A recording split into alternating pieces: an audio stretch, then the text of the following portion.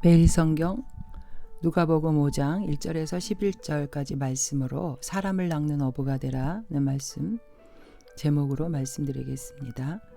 예수님은 이제 공생애를 시작하면서 함께 사역할 제자들을 부르십니다.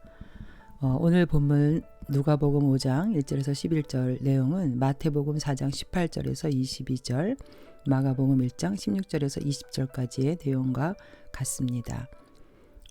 여기 마태복음 4장 18절에 보면은 두 형제 곧 베드로라 하는 시몬과 그의 형제 안드레가 바다에 금을 던지는 것을 보시니, 그래서 세베대의 아들로서의, 우리가 오늘 또 누가복음 5장 10절에는 세베대의 아들로서 야고보와 요한도 놀랐음이니라. 그래서 주님께서 부르시는 제자들의 이름이 4명이 나옵니다. 안드레와 또 시몬 베드로, 또 야고보, 요한. 예수님께서 이 4 제자를 부르시는 것은 어떤 자들이기에 이런 자들을 불렀을까요?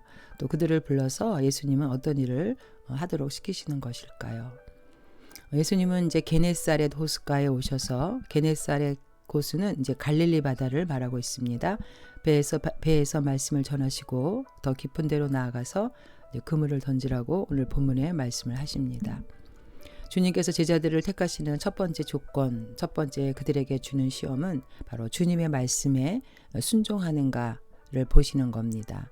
주님은 주님의 제자를 부르실 때 주님의 말씀에 순종하는 자를 부르십니다. 누가복음 5장 1절에 무리가 몰려와서 하나님의 말씀을 들을새 예수는 게네사렛 호숫가에 서서 호숫가에 배 2척이 있는 것을 보시니 어부들은 배에서 나와서 그물을 씻는지라. 예수께서 한 배에 오르시니 그 배는 시몬의 배라. 육지에서 조금 떼기를 청하시고 앉으사 배에서 무리를 가르치시더니, 예수님께서는 이제 4절에 말씀을 마치시고 시몬에게 이르시되 깊은 데로 가서 그물을 내려 고기를 잡으라. 5절 말씀, 시몬이 대답하여 이르되 선생님, 우리들이 밤이 새도록 수고하였으되 잡은 것이 없지만은 말씀에 의지하여 내가 그물을 내리리이다. 시몬 베드로는 어부입니다. 그는 어부로서 잔뼈가 굵었고 그 바다에서, 갈릴리 바다에서 어부 생활을 오래 했는데 이날은 이제 그물을 씻고 밤새도록 고기를 잡으려고 수고했지만 이제 그물을 씻으면서 정리를 하고 있는 상황이었습니다. 그리고 물고기는 이제 한낮인 시간에는 물고기가 이동이 별로 없고 어둡고 새벽에 물고기 이동이 많죠. 그리고 물고기는 깊은 데에는 별로 없고 낮은 물가에 있는데, 지금 예수님께서는 자신들의 그 어부 생활에 상식에 맞지 않는 그런 말씀을 하고 계시는 겁니다.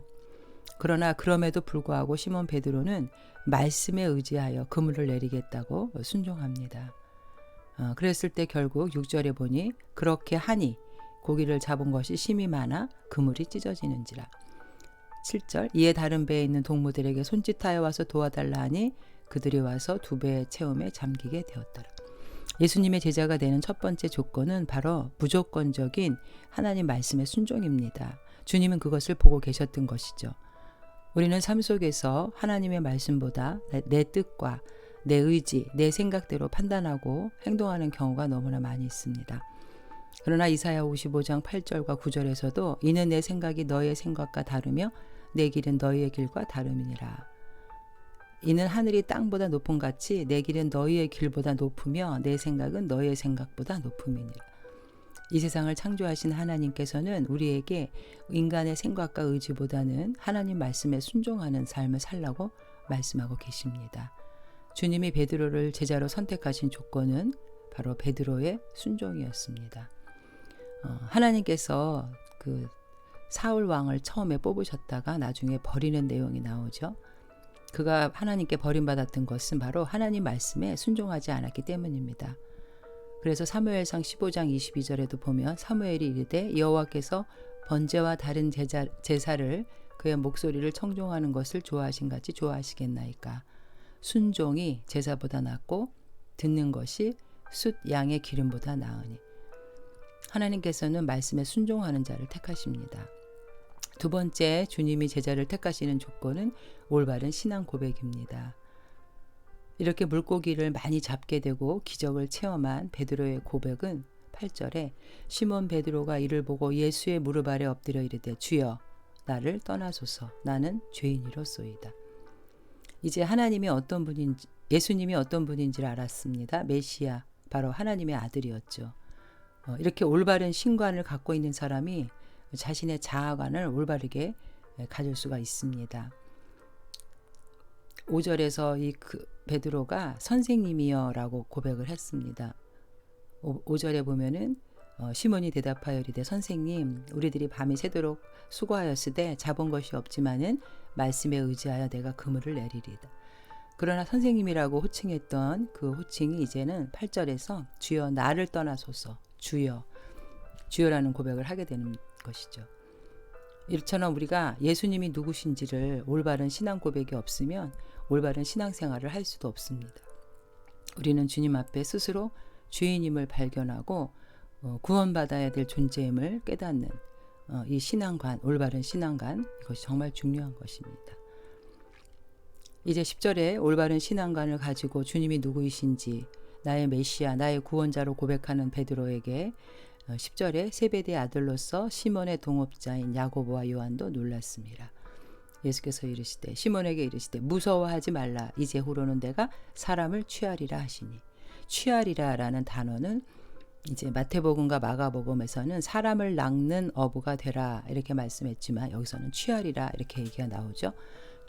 사람을 죽이지 않고 산채로 사로잡는다. 그런 헬라어 조기레오에서 파생된 단어인데 결국 이것은 사람을 위험한 데서 생명을 건져낸다는 그런 의미가 있는 단어입니다. 이제 복음 전파를 통해서 흑암에 있는 백성들을 생명으로 인도하는 것을 암시하고 있죠. 이제 우리의 사명, 제자들의 사명은 바로 지옥에서 영원히 멸망당할 수밖에 없는 그러한 죄인들을 영원한 생명을 얻는 그런 길로 인도하는 자들이라는 것입니다. 이제 주님께 부름받은 자들은 자신의 힘과 능력으로 살아가는 자들이 아닙니다. 하나님의 능력을 통해서 예수의 권세를 덧입게 되고 이 땅에서 하나님 나라를 확장하는 귀한 소명을 감당하는 자들이 되는 것입니다.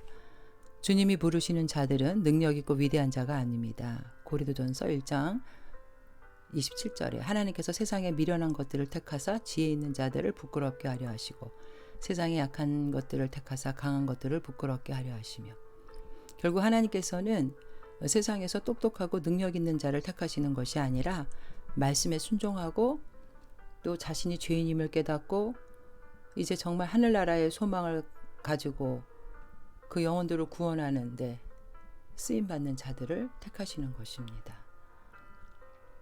이제 세 번째 11절에 그들이 배들을 육지에 대고 모든 것을 버려두고 예수를 따르니라. 모든 것을 버려두고.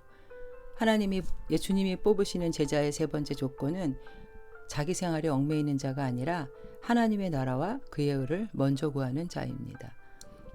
영원한 생명을 얻었기에 이 세상의 모든 부귀영화는 그 영원한 것에 비하면 아무것도 아니라는 것을 알고 미련 없이 내려놓을 수 있는 자들입니다.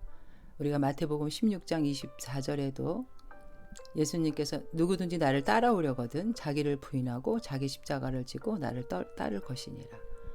26절 사람이 만일 온 천하를 얻고도 제 목숨을 잃으면 무엇이 유익하리요? 사람이 무엇을 주고 제 목숨과 바꾸겠느냐? 우리에게는 이 세상에 온 천하를 얻는 것보다 더 소중한 것은 영원한 생명을 얻는 것이기 때문입니다. 오늘 하루도 주님의 이 제자를 선택하신 내용을 통해서 말씀에 의지하여 살아가는 자들 되시고 또 정말 주님께서 어떠한 분인지 올바른 신앙 고백을 가지고 담대한 하나님의 자녀로 하나님의 나라와 그의 의를 구하며 살아가는 복된 자들 되시기를 주님의 이름으로 축원드립니다. 아멘.